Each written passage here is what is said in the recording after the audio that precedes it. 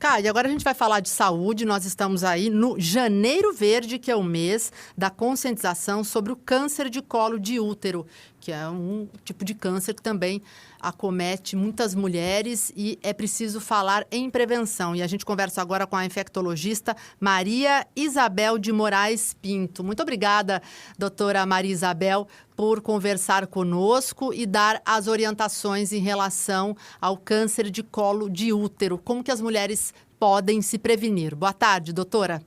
Boa tarde, é um prazer estar aqui e poder conversar com vocês.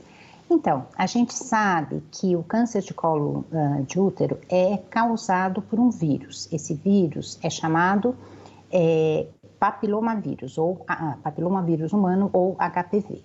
Então, e a gente sabe que já há algum tempo a gente tem disponível no SUS uma vacina que a gente chama de HPV quadrivalente, que protege contra o tipo 16 e o 18, que são os causadores de câncer de colo uterino, e também contra o 6 e o 11, que são aqueles causadores de verrugas genitais. E essa vacina está disponível dos 9 aos 14 anos para meninos e meninas, e para pessoas com alguma condição de imunossupressão, está disponível até 45 anos nos Centros de Referência para Imunobiológicos Especiais, que é o que a gente chama de CRI. E na rede privada, a gente tem desde o ano passado uma vacina que é nonavalente, ou seja, que aumenta essa proteção contra os diversos tipos de câncer. A gente está falando hoje especificamente no câncer de colo uterino, mas ela aumenta a proteção. A quadrivalente protege contra 70% dos tipos de colo de câncer, né, causados pelo HPV, e a nonavalente aumenta essa proteção para 90% desses tipos de câncer. Essa vacina, a senhora citou uma faixa etária que é bem no início, ou seja, ela não seria aplicada em mulheres maduras. Mas ainda assim, ela é recomendável? Por exemplo, uma mulher de 30 anos, apareceu uma verruga genital. Estou pensando um exemplo aqui. Sim. Ela deve tomar a vacina? É claro que sempre tem a orientação médica, mas como é uma vacina disponibilizada pelo SUS, a mulher pode já buscar a imunização, não é mesmo? Sim, então, a vacina, todas as vacinas do SUS, né, são otimizadas pensando na proteção de um país com 202 milhões de pessoas. Então, não dá para a gente fazer uma vacinação dos 9 aos 45 anos para todas as pessoas.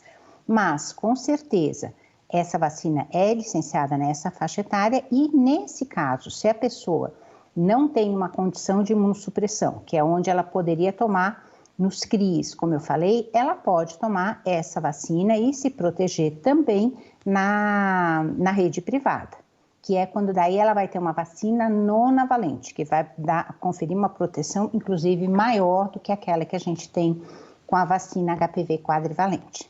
Agora, doutora... E sim, Não, pode continuar, desculpe que eu interrompi. E sim, vale a pena tomar a vacina, porque você fala, mas ela já tem uma verruga genital, ou já teve um HPV diagnosticado. Só que a gente tem uma série de outros vírus também, né, HPV, mas que para as quais ela pode se infectar. Então, tomar a vacina, mesmo já tendo tido um HPV, vai protegê-la contra os outros tipos de HPV. E sim, vale a pena, então. Como é que se contrai o HPV? Sim, então, o HPV é um vírus que é facilmente transmissível e só o contato pele a pele, você não precisa ter uma relação sexual completa, só o contato pele a pele já pode transmitir o vírus, né? Então, esse é o que faz com que ele seja, talvez, a infecção sexualmente transmissível mais comum.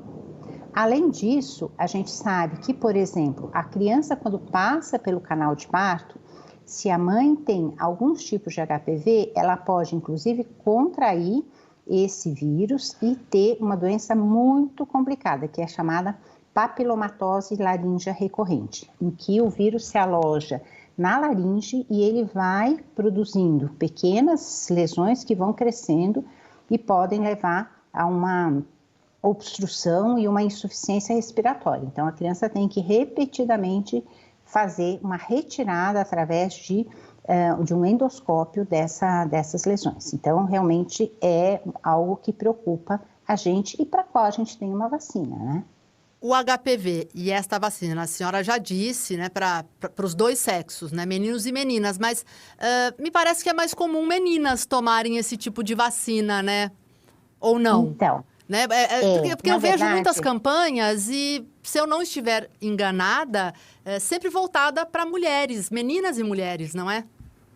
Sim, mas na verdade isso é algo que está equivocado, né? Então, em primeiro lugar, as mulheres que se infectam, em grande parte das vezes, é por um contato com um homem que está infectado. E além disso, a gente pensa assim, não, mas o homem tem que tomar para se proteger e proteger as mulheres com quem ele eventualmente tenha um contato sexual. Mas não é só isso, ele precisa se proteger. Os tipos 16 e o 18 causam também outros cânceres, como, por exemplo, câncer de pênis, câncer de ânus, câncer de orofaringe, e todos esses cânceres, tanto né, a mulher pode ter, pensando no câncer de colo uterino, no câncer de orofaringe, no câncer de ânus, e o homem pode ter se tiver um câncer de pênis. O que acontece é o seguinte, é que o câncer de colo uterino é muito mais frequente em números do que esses outros cânceres, mas isso não quer dizer que não sejam muito complicados e tão complicados e passíveis de serem prevenidos com uma vacina, que é algo tão simples. Para a gente encerrar, já que estamos falando de prevenção e a gente sabe que a atividade sexual hoje começa muito mais cedo entre os jovens, temos que falar de preservativo, porque se os jovens usarem preservativo, além de também impedir a gravidez, evita, por exemplo, a transmissão do HPV também, né? Então, sem dúvida nenhuma, o preservativo é muito importante, ele serve inclusive para a prevenção de outras doenças sexualmente transmissíveis, como sífilis, HIV, mas, como eu falei, o HPV, só o preservativo não é suficiente. Por quê? Porque só o contato pele a pele pode levar à infecção. Então, sim, as pessoas devem usar preservativo.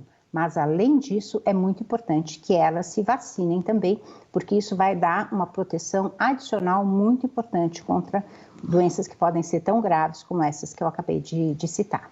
Quero agradecer a presença da infectologista Maria Isabel de Moraes Pinto, falou conosco sobre câncer de colo de útero, HPV e prevenção. Obrigada, doutora. Bom trabalho para a senhora. Eu que agradeço. Muito obrigada. Até logo. Educadora